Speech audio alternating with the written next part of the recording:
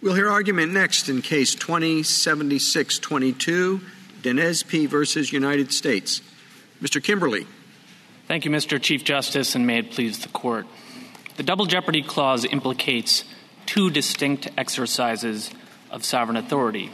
First, the authority to say what an offense is, and second, the authority to put an individual in jeopardy for committing an offense.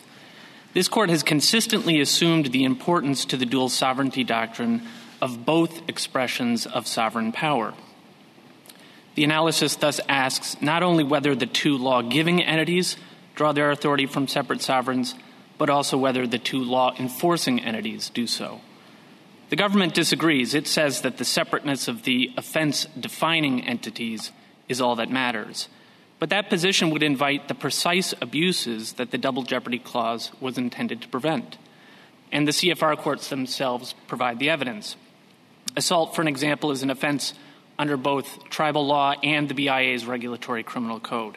According to the government, if petitioner had gone to trial rather than taking a plea on the tribal offense and he had been acquitted, the very same prosecutor would have been free the very next day to bring a successive prosecution for a substantively identical offense, this time having honed his case and refined his proof based on the lessons learned in the first prosecution. That is not an outcome that the framers of the Double Jeopardy Clause would have thought tolerable. In arguing otherwise, the government focuses on a single word, offense, which it takes entirely in isolation and to which it applies rigid dictionary definitions. But the Bill of Rights prevents not only transgressions of the amendment's literal terms, but also governmental efforts to circumvent their protections. Blockberger itself embodies this anti-circumvention principle. It holds that technically different offenses, codified in different code sections, comprising different elements, nonetheless may constitute conceptually the same offense for double jeopardy purposes, when, for example, one is a lesser included of the other. And our position is that the same Blockberger rule ought to apply any time a single sovereign undertakes successive prosecutions, regardless whether separate sovereigns have defined the respective offenses. And I welcome the Court's questions. Mr. Kimberly, just so that I understand what you mean by we have to take the prosecution, the source of the prosecution into account. Let's say prior to trial, the tribe charges petitioner here. And on day one, on day two, the federal government charges petitioner. Are those two separate offenses with which he's being charged? These are both charges in the CFR court? One in CFR court, one in federal district court. I think those are not the same offense, Your Honor, because it would be the tribe bringing the charge. I think what distinguishes this case— No, that's not what I'm saying. The tribe, there's a charge under tribal law. Mm-hmm. That's charged for the same activity, just what we're talking about here. But before trial, the federal prosecutor charges under federal law, just as you have here. But there is no trial yet. Are those two separate offenses? If I'm understanding Your Honor's hypothetical correctly, it's a tribe charging one offense. It's the federal government charging a federal offense. Exact same charges we have here. Before jeopardy has attached. It sounds to me like those are separate offenses to which the dual sovereignty doctrine would apply. Okay, now what undoes that? If, let's say, after that, you reach you're tried in the CFR court, and we have what we have, the outcome we have here. Then you have a trial in federal court. What changes the fact that you have two separate offenses? Well, I think so. There are two ways of answering this. I think the first way of answering this is to say that when the prosecuting entity the first time is a federal instrumentality that is relying on federal law to authorize a federal officer to prosecute a tribal offense in federal court, that is, in effect, the United States making the offense its own. After all, we need in the CFR court the operation of a federal law. Here it's 11 CFR 11.108 to make the tribal offense enforceable by a federal officer in federal court. And that process, the court could say, in a sense, imbues the offense with, at least in part, a federal character. And that is distinct, I think, if I was understanding Your Honor's hypothetical, it's distinct from when a tribe in a tribal court pursues a prosecution for that same offense. Thank you. Is that your only difference?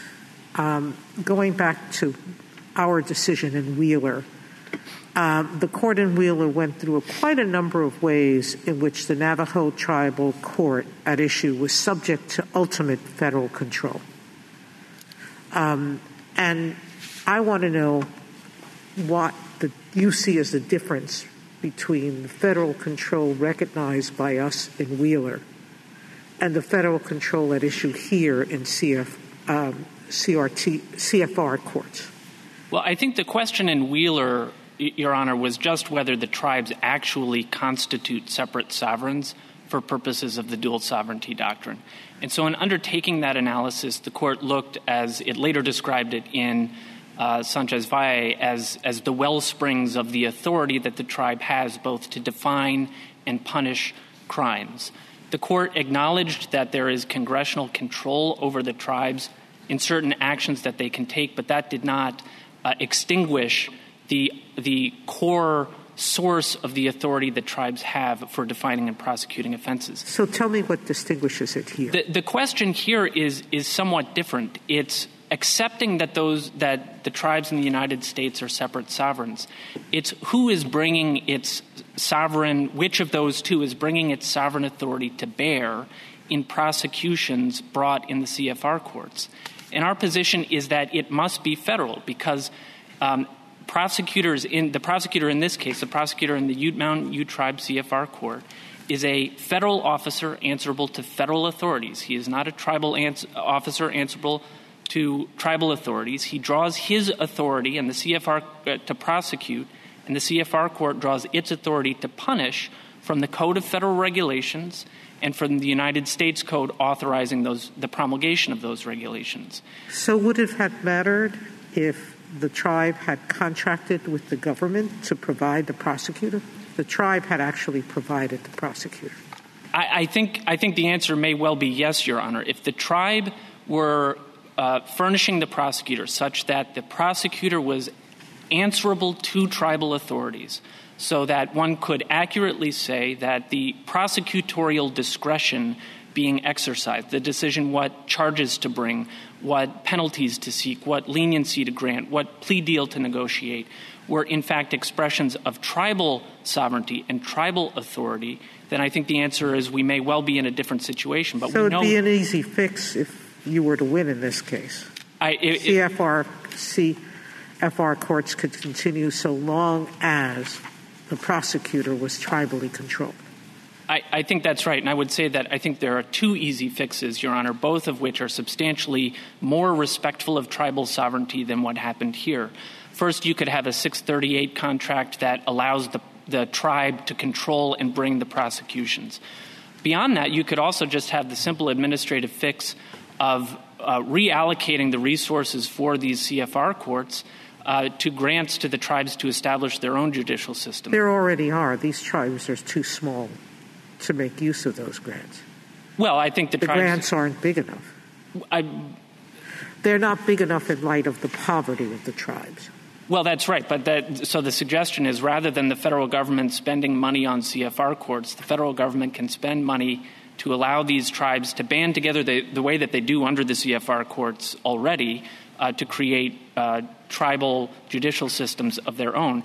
In either event, either of those fixes would be more respectful of tribal sovereignty than forcing tribes to accept the federal government's taking over of responsibility to bring prosecutions on behalf of the tribes, which necessarily federalizes the prosecutions. Because, again, the prosecutors are, in this case and in the Ute Mountain Ute Tribe CFR court, are answerable to federal authorities. Mr. Kimberly, do you think – well, let me ask you this. Why aren't you making the argument that the tribal crimes have been assimilated as federal crimes? Because if that were true, then you have two federal crimes and you're just looking at Blockberger, right, even under the government's theory. Do you think that would be a winning argument if you made it?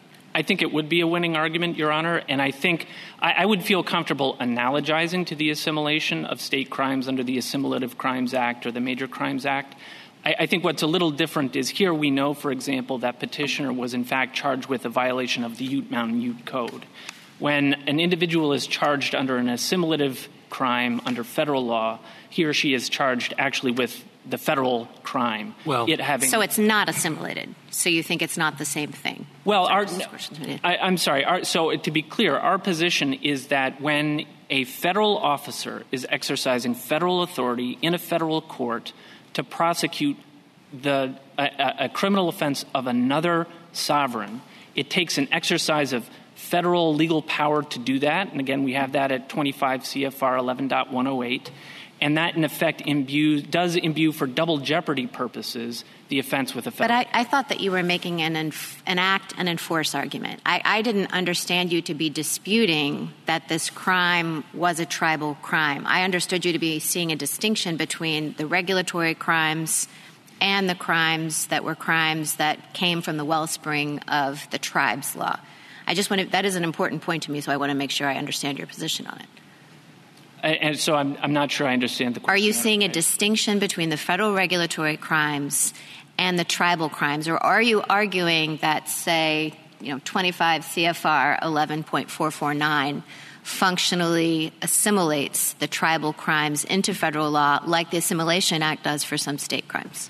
We're not making a formal assimilation argument. I think it would be perfectly acceptable if the court wants to take that approach. But our principal position is that it doesn't matter and that for double jeopardy purposes, there's no meaningful distinction. Well, it may not make a meaningful distinction here. I acknowledge that, but I do want to follow up on this question.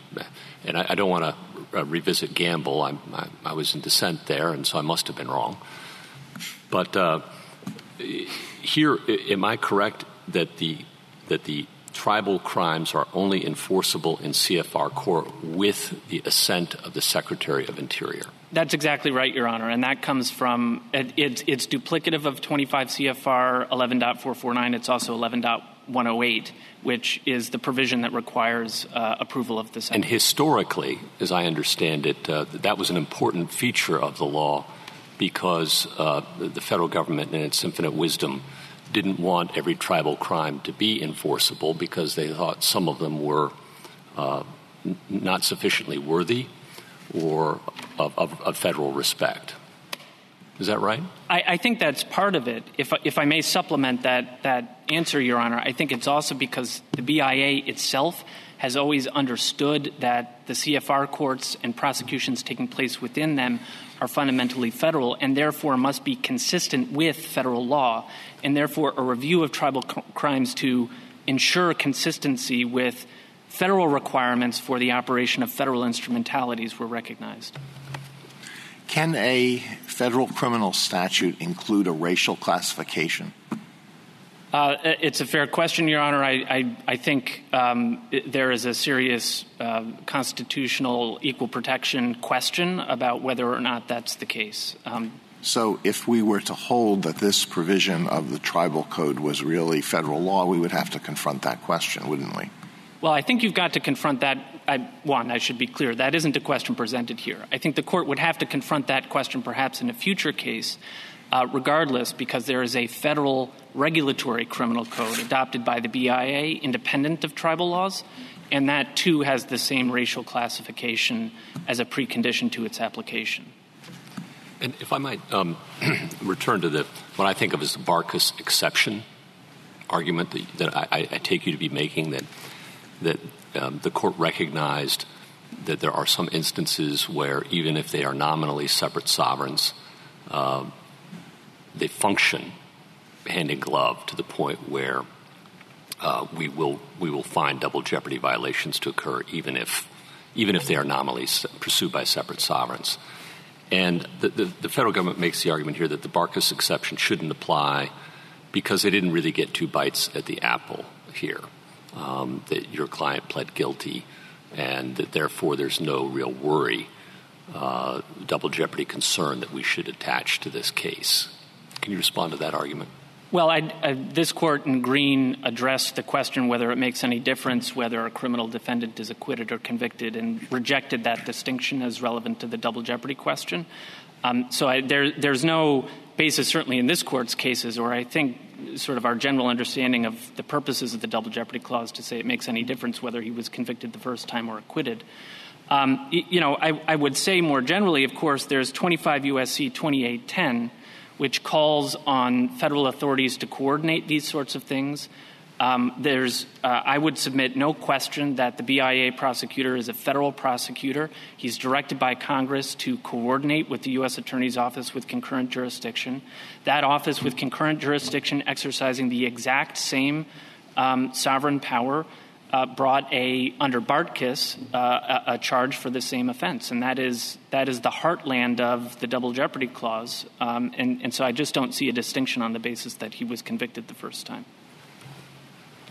Is the prosecutor in the CFR court is appointed by the federal government, and does he have to get the federal government's approval for each case that he brings under tribal law? In the sense that a prosecutor has to get approval to bring prosecutions, yes, he would seek it from the federal government. Well, I don't mean in the sense that. I mean, imagine you are a CFR prosecutor. You've been appointed by the federal government but confirmed by the tribe, I take it, and now you want to bring a case. Do you have to go to Washington or somewhere or the U.S. attorney and say, can I do it? I think I'm not aware of any practical such requirement. All right. And is it the case that the requirement there differs in any respect from the requirement of the prosecutor in what is tribal courts throughout the nation? In other words, does a tribal prosecutor in tribal court have to get tribal approval? Does whatever approval the individual needs, the CFR prosecutor needs to get, if he has to get any, now I think he doesn't have to get any, does his role differ in any way from a prosecutor in a tribal court? I mean, not... Is the only thing there that he's appointed by, or is there something else? He's appointed by, with the confirmation by the tribe, he's appointed by the federal government. Is there any other way in which he differs from a tribal court prosecutor that you believe is important? Yes, and I think it flows from the fact that what is that?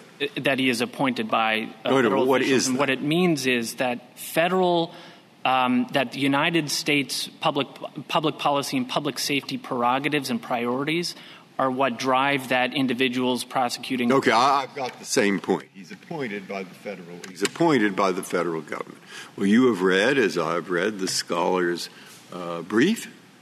And it says, sure, there were a lot of tribal officials in 1883 appointed by the federal government.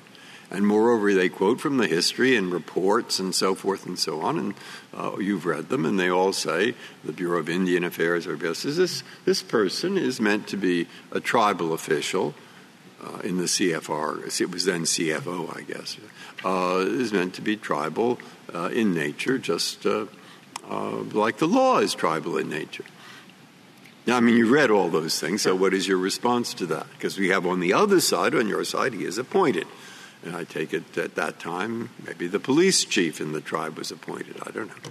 But anyway, go ahead. Well, I think there are two responses to it. The first is, in any context, for instance, a federal prosecutor working within, a large state will, of course, also be a citizen of the state and have an interest in the same sort of... That's not quite what these quotes from the Bureau of Indian Affairs say.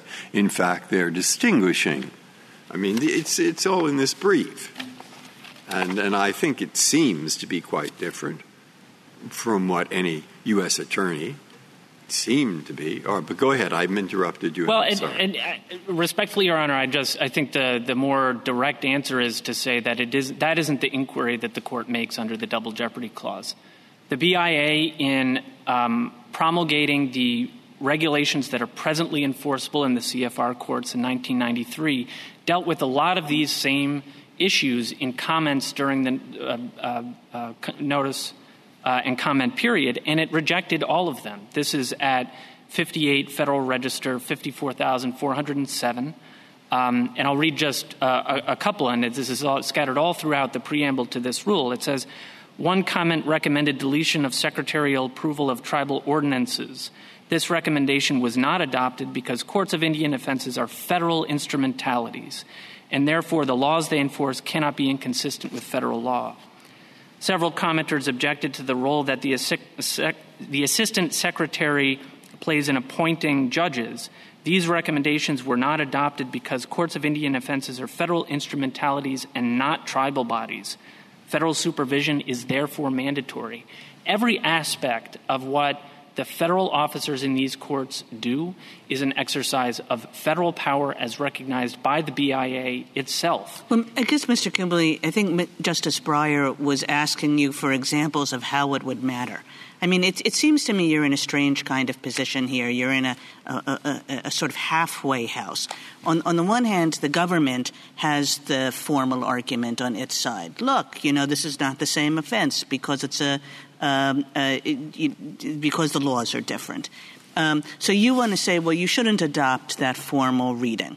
But then on the other hand, you want to not think about the practicalities of the situation. So when Justice Breyer says, how does it matter? You say it doesn't matter how it matters. But I think you have to think it matters, not just that there's a formal way in which the prosecutor is a federal official, but in fact that makes a difference on the ground. Because otherwise, why not just go back to the government's formal position? Well, and this is what I was driving at, Your Honor, with a recognition that a federal prosecutor answerable to federal authorities will necessarily pursue federal priorities. So, for example, it may be a prosecutorial priority to charge drug crimes, but maybe the tribe doesn't actually care about prosecution of drug crimes. They really want to focus prosecutorial resources on other issues like sexual assault crimes. Those sorts of decisions in the system that has been set up by the BIA are necessarily federal. Now, as a matter of comedy, of course, it's true that federal officials can take into account the interests expressed by tribes. But nonetheless, those priority-setting decisions are inherently federal and may reflect the tribe seems to think of these courts as very tribal. There's a tribal brief, and the tribal brief is on the government's side. And it says these are our courts. And, in a way, it's sort of like saying they're suffering from false consciousness, what your argument. Well, they believe these are their courts. They believe it is certainly true that they rely on these courts to enforce their criminal laws. There's no question about that. But and a tribe can make the sovereign decision to allocate responsibility for enforcement of their laws to the United States.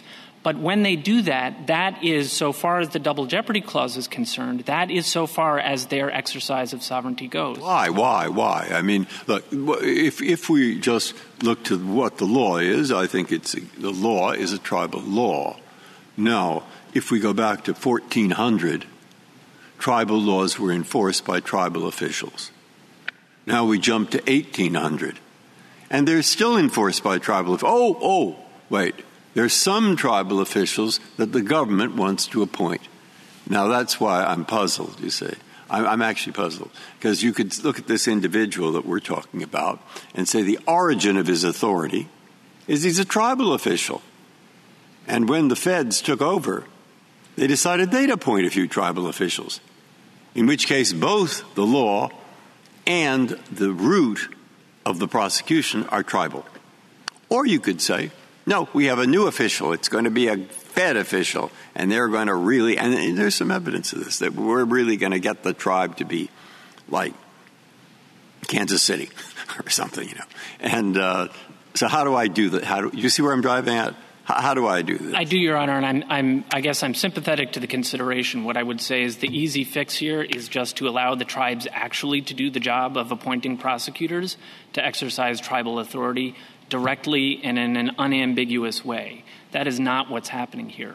I would point the court also, if I may, to United States against Laura, which presented the question whether tribal courts, tribal prosecutors that were prosecuting non-member Indians for tribal offenses were in effect acting as federal prosecutors, in other words, exercising delegated federal prosecutorial authority, or instead inherent tribal authority.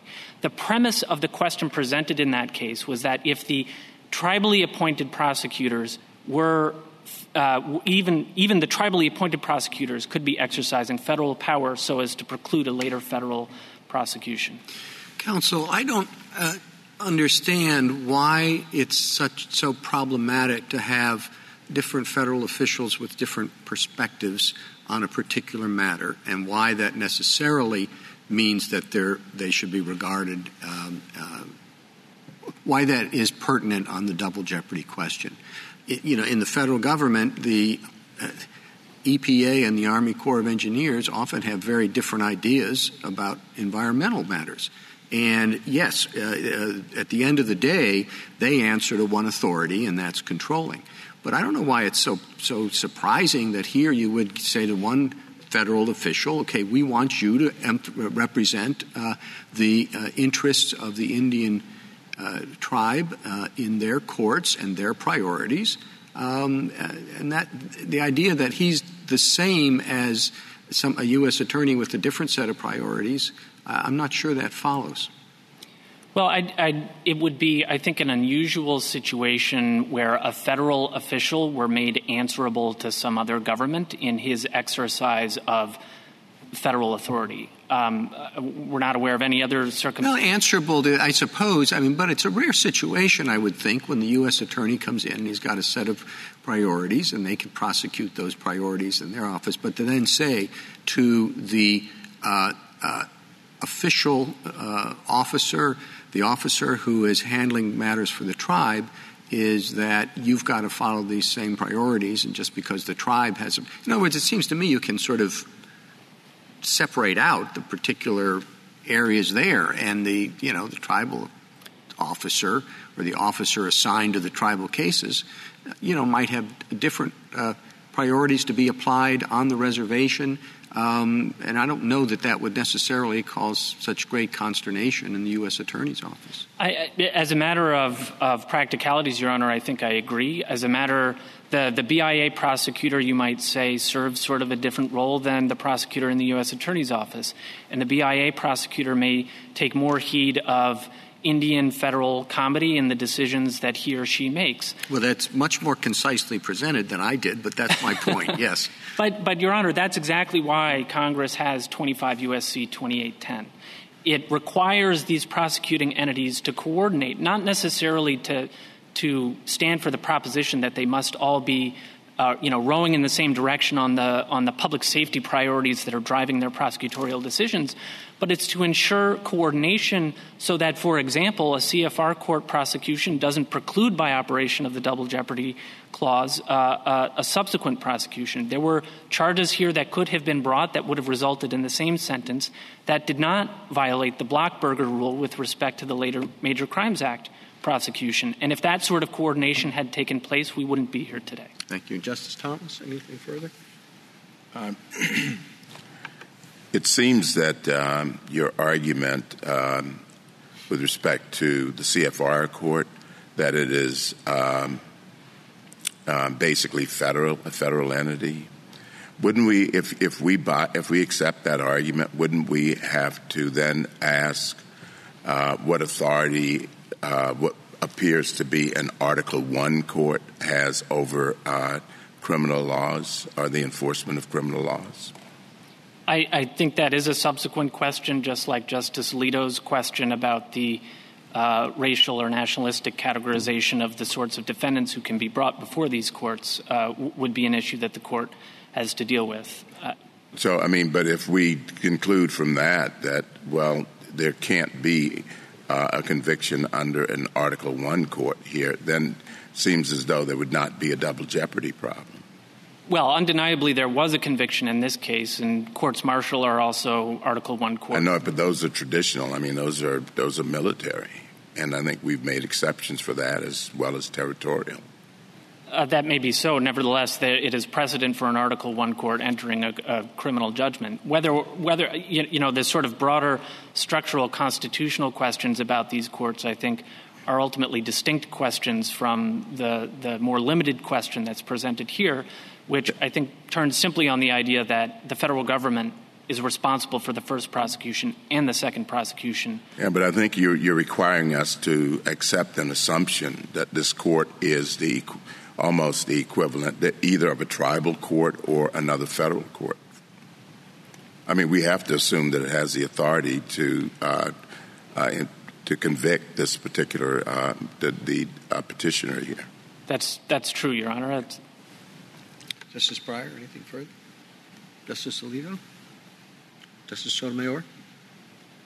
Let me stop and backtrack. Are you saying that your win necessarily raises these questions, or are you saying how you win? No, I think these questions are implicated entirely independent of how the court resolves the question presented here. Justice Kagan? Justice Gorsuch, anything further? Justice Kavanaugh? Both the BIA prosecutor and the AUSA are in the executive branch, correct? That's correct. Ultimately answerable to the president. Yeah, thank you. Justice Barrett, anything further? Thank you, counsel.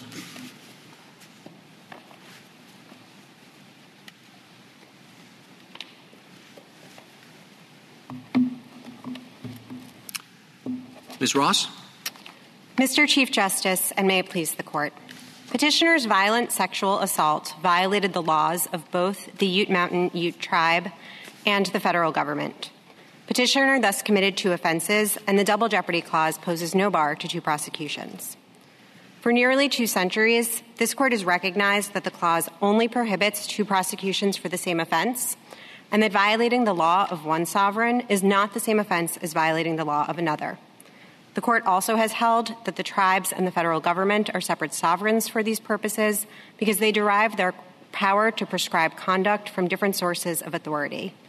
Indeed, there's no question in this case that if Petitioner had been convicted of his tribal offense in a tribally operated court, his double jeopardy claim would fail, no matter how much assistance that tribally operated court received.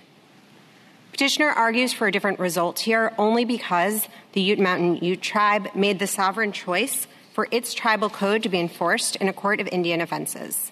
But the Double Jeopardy Clause focuses on the offense, and it is silent as to the forum of prosecution or the identity of the prosecutor. Reflecting the clause's texts, this Court's decisions have likewise focused on the ultimate source of authority for the offense, which here is unquestionably tribal, as I take Petitioner to concede. And the Court has rejected similar inquiries that would turn on a sovereign's functional autonomy, explaining that they would lead to unclear and inconsistent results. But even if the nature of the court or the prosecutor mattered, Petitioner would fail his own test. The authority for Petitioner's first prosecution derived from the tribe's pre-existing power to prosecute offenses between Indians, which the tribe still possesses today. The tribe has simply made the sovereign choice for the time being, which it can change, to use a court of Indian offenses to help enforce its laws. That exercise of the tribe's sovereignty warrants respect under the Double Jeopardy Clause, as every relevant sovereign, including the tribe itself, has argued to this Court. I welcome the Court's questions. Ms. Ross, just to, for my purposes, clarify the underlying facts in this case, could you just explain why the first trial winds up, or the first proceeding winds up with 140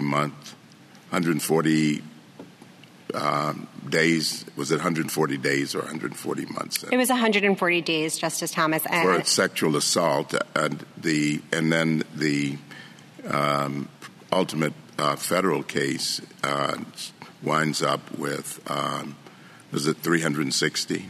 I believe that's correct, Your Honor. So the reason why is because... I'm sorry, 360 months, not 300. Yes, Justice Thomas, 360 months. And the reason why is because, as this court recognized in Wheeler, because it's equally true to go to some of Justice Sotomayor's questions with respect to tribally operated courts, Congress has limited the sentence that can be imposed in either a court of Indian offenses or a tribally operated court.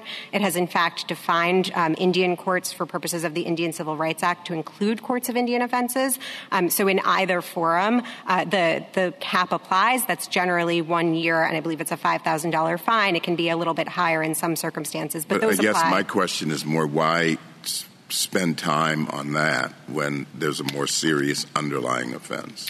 Oh, certainly, Justice Thomas. So I think because, as some of the questions suggested earlier, the Court of Indian Offenses is concerned with violations of tribal law and offenses between Indians on the reservation. And so because the tribe still has a sovereign interest as expressed through the criminalization of this conduct, I think, the fact that a lesser sentence is available doesn't necessarily mean that there isn't an interest to be served there. I would also point out that the Court of Indian Offenses prosecution in this case happened much more quickly, and so that prosecution also provided immediate incapacitation in a way that a federal prosecution that comes later may not. Well, or one reason to do is to get a dry run on the federal trial. Right? There's a lot at stake here. The sentence shows that. You want to make sure you have as effective a prosecution as you can. So, run a prosecution through the CFR court, see what evidence they has, whatever, and then take a much stronger case when there's more at stake. So respectfully, Mr. Chief Justice, I don't think there's any suggestion or evidence that happened either in this case or more generally. I would point the court, and I think this is responsive to some of the questions from Justice Kagan and Justice Sotomayor and others about how this works on the ground. I'd point the court to page 5 of the former United States Attorney's brief, where those former United States attorneys who had jurisdiction over districts that include courts of Indian offenses make very clear that they did not supervise BIA prosecutions, and they did not, to their knowledge, none of the AUSAs did either. There just simply isn't this commingling. Well, I'm not suggesting anything happened like that here, but it certainly is a possibility, and I'm not suggesting there's anything wrong with it. I mean, that's how the Double Jeopardy Clause works with respect to state prosecutions. But I guess I share, if it was Justice Thomas's concern, that it seems unusual that you waste time on a serious offense with such a small possible sentence when there's a lot more at stake and what would follow. So respectfully, I don't think it's a waste of time from the tribe's perspective. The tribe has criminalized this conduct. This court has recognized that the tribe still has the power to criminalize this conduct. And so that expression of the tribe's displeasure with this conduct and condemnation of this conduct, I think, is a significant aspect of sovereignty itself. You can say that, but I suppose the tribe, if it may be more interested or somebody in the fact that the guy's going away for 30 years as opposed to 140 days, if I've got the math right. And, yes, the 140 days, or really it was time served, might show that the tribe has these particular interests, but I suspect their interests are being more served by the 30-year sentence in the other forum.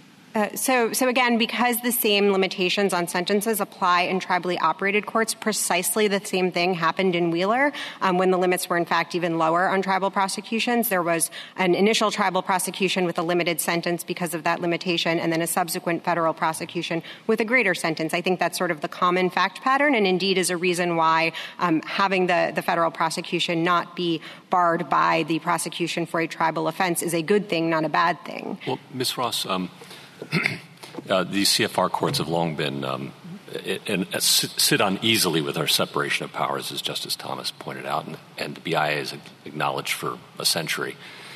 But we can avoid all that, it seems to me, if we apply our existing double jeopardy jurisprudence under Barkas. And my first question to you is: does the government acknowledge that there is what I've called the Barkas exception? That though there may be nominally two separate sovereigns involved, even in those circumstances, sometimes double jeopardy can be implicated.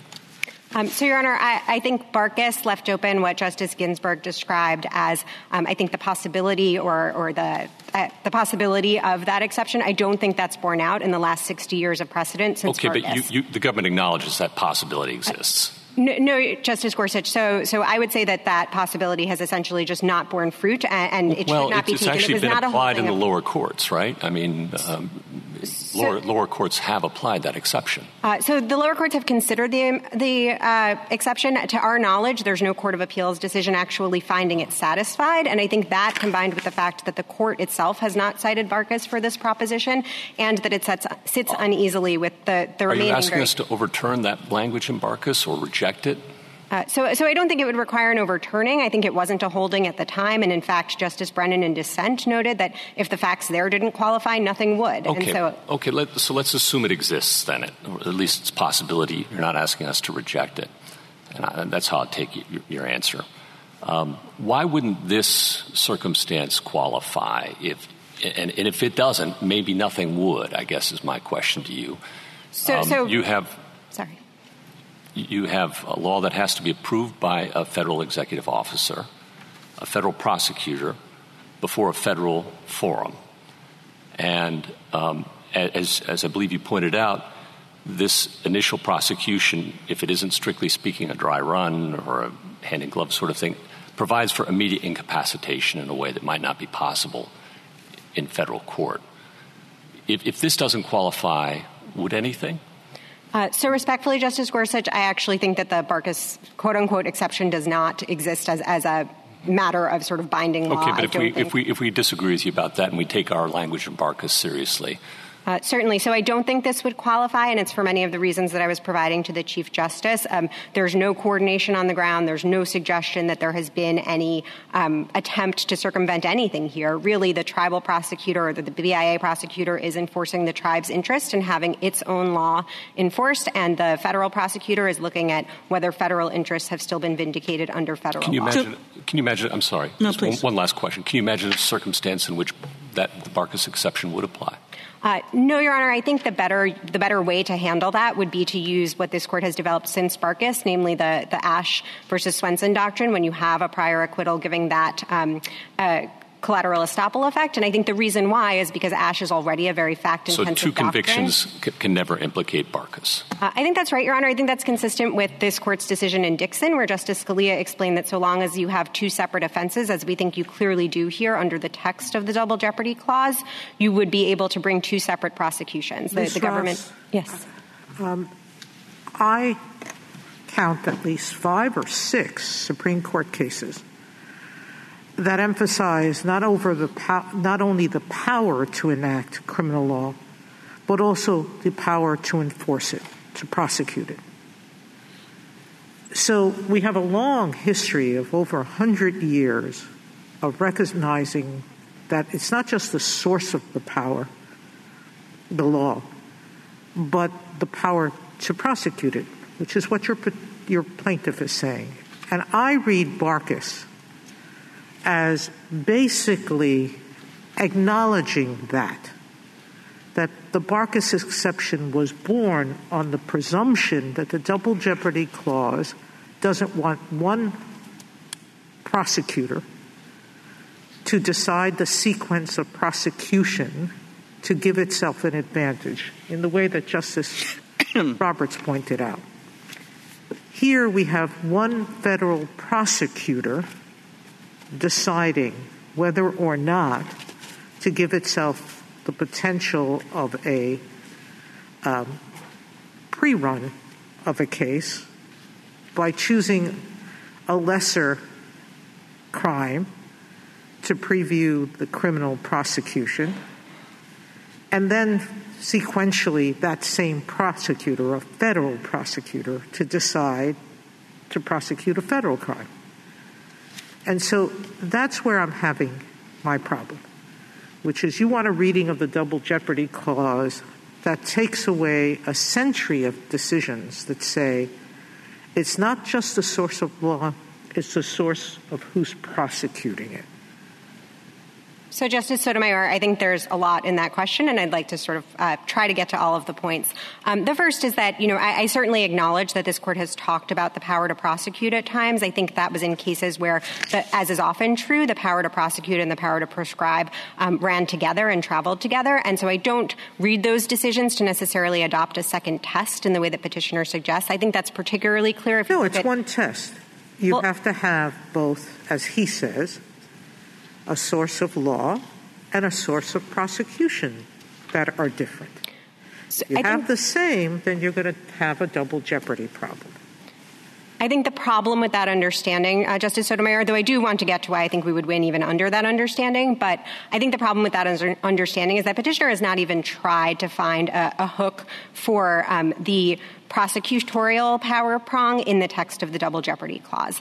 As this court explained most recently in Gamble, when it was asked to reconsider and in fact reaffirmed the dual sovereignty doctrine, the doctrine is based on the word. Except Marcus focused in on it by noting the exception. So it understood that double jeopardy had something to do both with offense and who's enforcing it. Is it the federal government or is it the state? And here we have a hybrid situation, and we're being asked to figure out who's enforcing the law, the tribe or the federal prosecutor. And here, let's not forget that the federal prosecutor charged this as a federal crime, the U.S. versus this defendant. He didn't charge it as the tribe versus the defendant.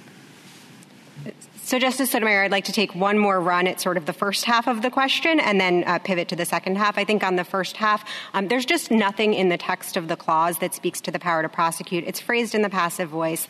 It's focusing on the offense. It says nothing about the forum of the prosecution or the identity of the prosecutor. I think that's particularly significant because it's common ground here that at the time of the framing, it was entirely possible that state courts would, in fact, be the forum of prosecution for federal offenses. So how does the tribe offenses. Here does the tribe have any voice in what charges, tribal charges the tribe brings?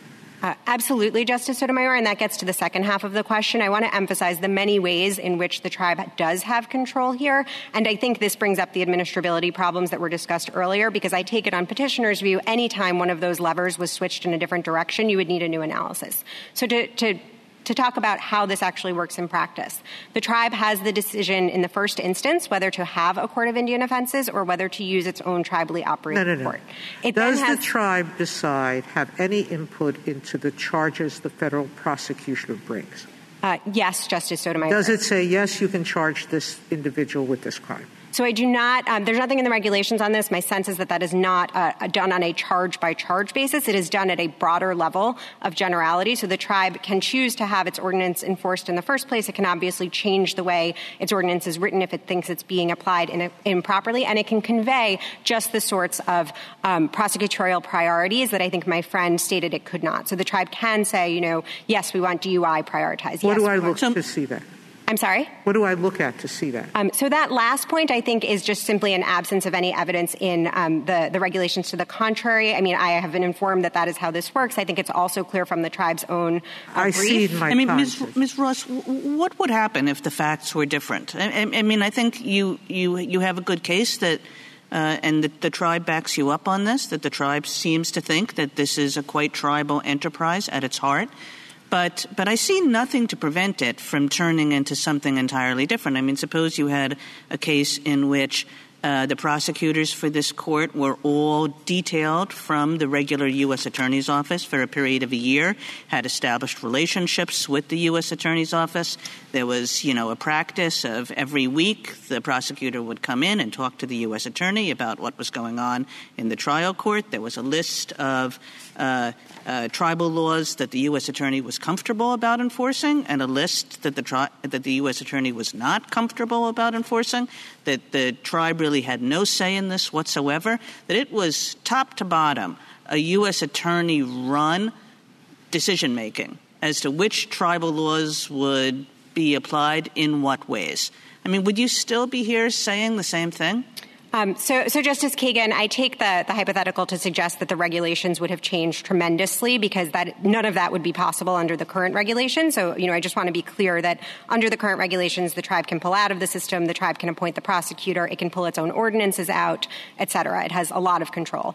In the hypothetical world of regulations that I think you're imagining, I think we would still be making the same argument, and I think that argument just comes down to the text of the double jeopardy clause. Isn't that a problem? And in fact, isn't historically,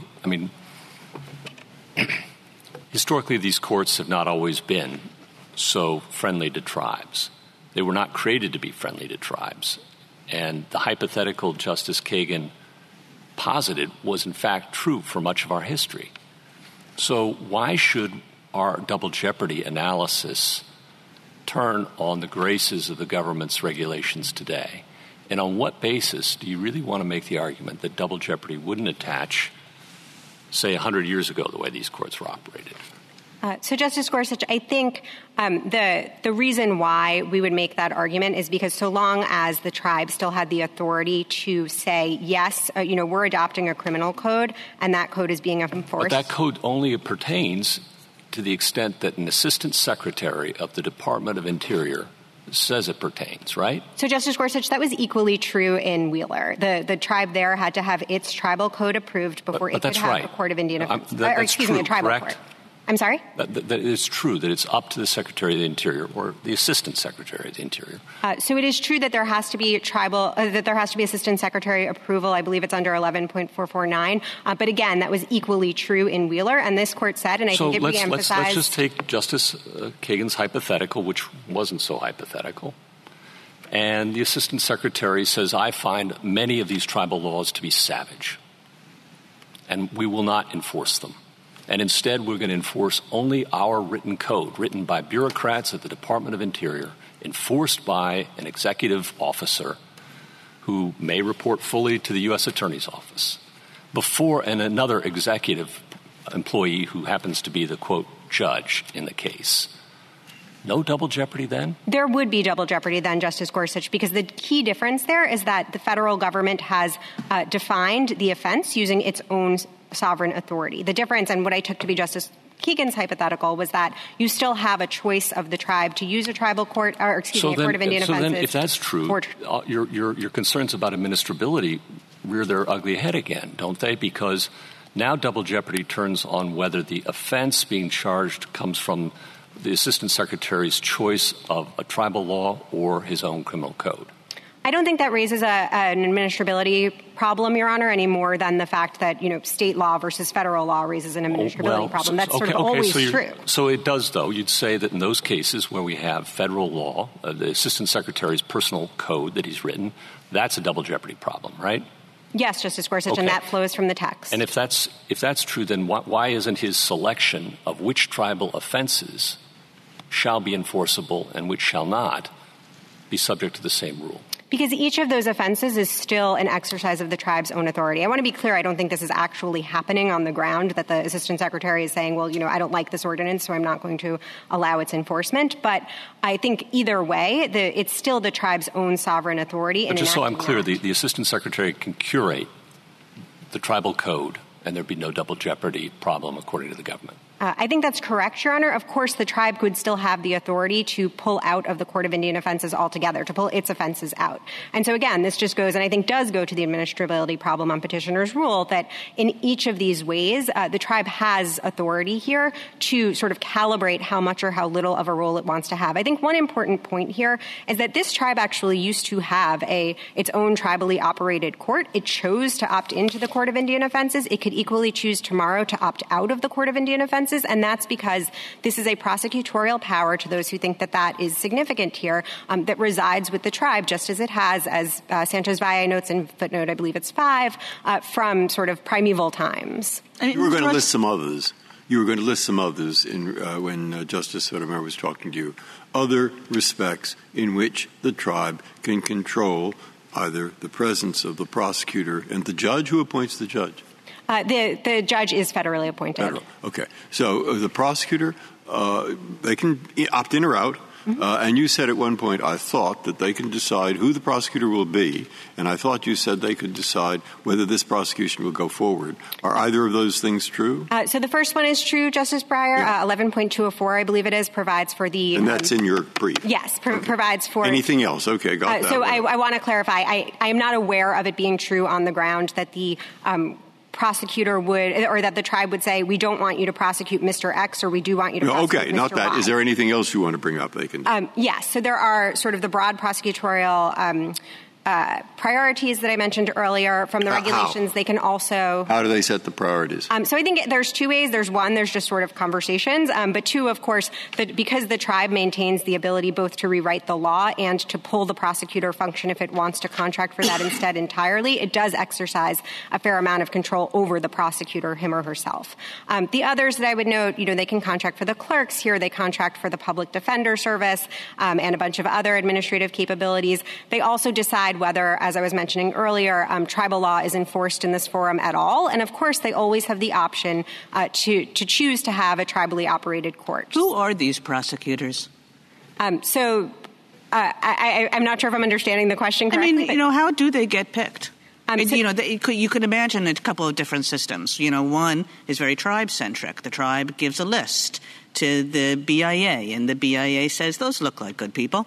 Or, on the other hand, you could imagine a world in which they were all detailed from the U.S. Attorney's Office. Or you could imagine things in between. What are they? So, per regulation, Your Honor, they have to be approved by a vote of 2/3 of the tribal council. And so I think, I apologize, I don't know exactly the details. My sense is that it probably does differ between different courts of Indian offenses because these are spread out, a little bit. But the tribe has to give its approval through a 2/3 vote. And I think it seems as though, given that there is a fair amount of discussion about these things. And, of course, again, the prosecutor can be chosen by the tribe if the tribe elects to contract for that function. And I think, just to take petitioner's concession, that, that would make a difference here. I think that sort of brings up precisely the administrability points that you noted in your opinion for the court in Sanchez Valle in footnote 3, that, the historic analysis allows us to classify what this court referred to as broad classes of governments for purposes of the double jeopardy clause, whereas on petitioner's view, I think you would need a new analysis not only for every court of Indian offenses, but for every time they change something like the prosecutor, perhaps, like the... It strikes me that the petitioner has a fairly simple administrable rule, and it would go something like this. With respect to these courts, they all differ on the ground, and maybe some of them are functioning perfectly. Maybe all of them are functioning perfectly. But there are dangers here, of the kinds that I was trying to suggest in the hypothetical I gave you.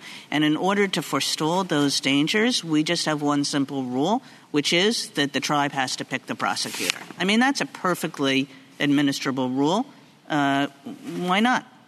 So I think the why not is really the text of the clause. I think that the double jeopardy clause does not protect against everything that one could envision as a jeopardy in theory. It protects against double jeopardy for the same, or two prosecutions for the same offense. Right, but that really makes your argument just like, here's what the text says. The text is all about law. It's all about law. It doesn't really matter what the facts are, what the dangers are, whether every one of these prosecutions becomes a dress rehearsal for the next bigger prosecution. We just close our eyes to all of that, and it's just like, is it the same law?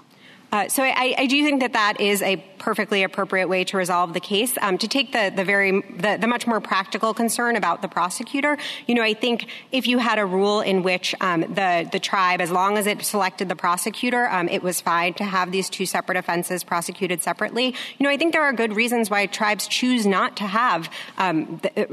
appoint the prosecutor themselves. That is a choice that's available to them under the regulations. And I think, the fact that this tribe has chosen not to do that is itself a sovereign choice that warrants respect. If I could make one other point with respect to sort of the animating principles of the clause here, I think it's important to think about this case in the context of other criminal defendants and public safety and victims.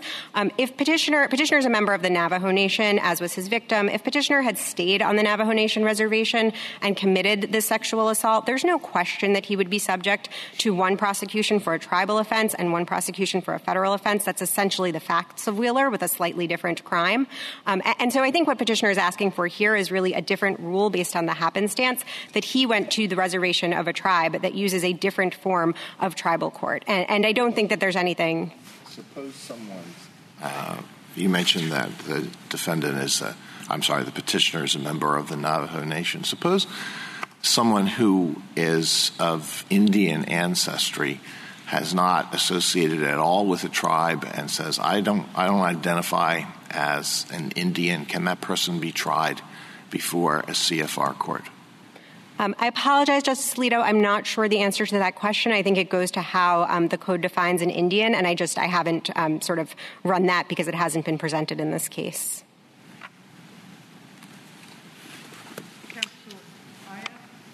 I am a little concerned with your answer to Justice Kagan, because I understand 1999, 2000, the United States took the position with not this tribe, but another tribe, that it could unilaterally establish a CFR court without the tribe's permission and appoint a magistrate without any need for confirmation by the tribal governing body.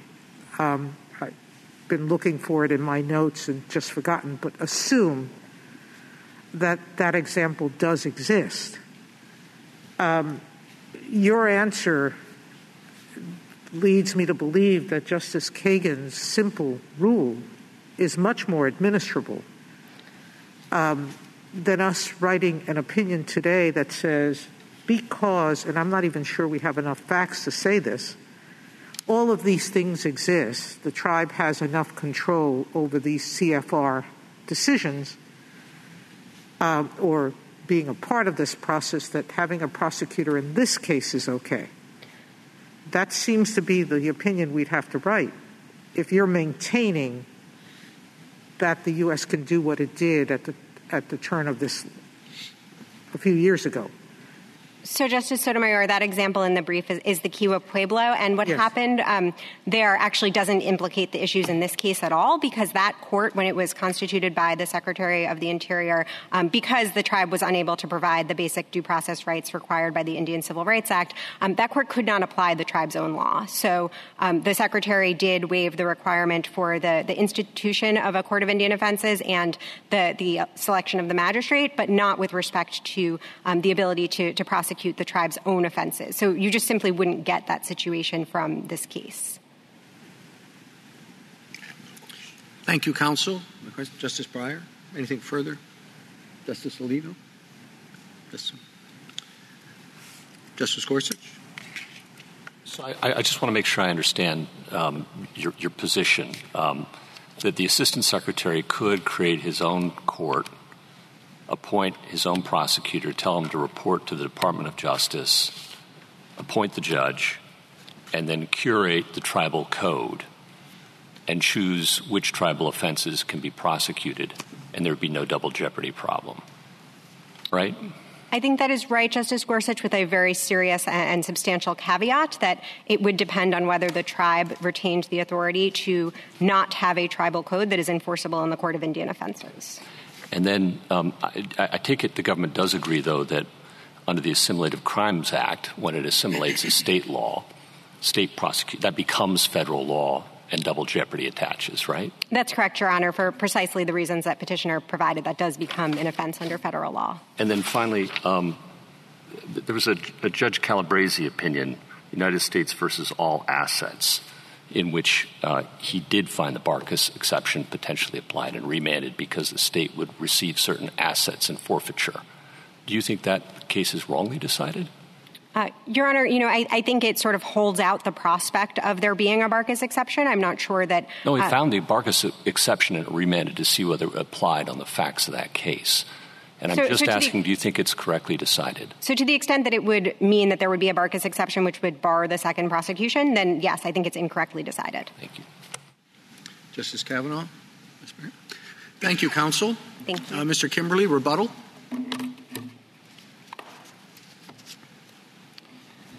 Thank you, Mr. Chief Justice. Just a few clarifications. First, our position to Justice Kagan's question is indeed that if the tribe controls the prosecutor, we don't have this problem. To be clear, it's not just the appointment, but it's also that the prosecutor in turn is controlled by and answerable to the tribe, so that the prosecution properly can be called a tribal prosecution. In the words of Sanchez Valle, that the prosecuting entity derives its power from the tribe. That manifestly did not happen here because the prosecutor is answerable to federal authorities under the Code of Federal Regulations and the United States Code. There was some attention in my friend's presentation to whether or not these tribes have the authority to pull out from these CFR courts, and both factually and legally, they really don't. First, as a factual matter, Justice Sotomayor, as you noted, and this is cited on page 8 of our blue brief, is the Kewah Pueblo was required to assume jurisdiction under CFR court, and that was in 2020, just 18 months ago. It was very, very recent. Beyond that, the Assistant Secretary for Indian Affairs has to approve under the Ute Mountain Ute Code's Constitution any ordinance that the Ute Mountain Ute Tribe purports to adopt. And so in order for it to adopt the kind of judicial system that would be necessary to do away with the CFR courts, it would require the BIA's approval. And beyond that, in any event, we have at page 8 of the tribe's brief and page 9 of the United States brief an observation that these courts really are only made available to the tribes and pueblos that cannot afford judicial systems of their own. Just as a factual matter, they don't really have a choice to do away with these courts. And so, as I said in my opening presentation, far more respectful of tribal sovereignty would be simply to allow the tribes to appoint their own prosecutors to act in these courts in the interests and exercising the sovereign authority of these tribes, or otherwise just to give them the resources necessary to establish their own systems. If the court doesn't have any further questions, I'm happy to rest on our briefs. Thank you, counsel. The case is submitted.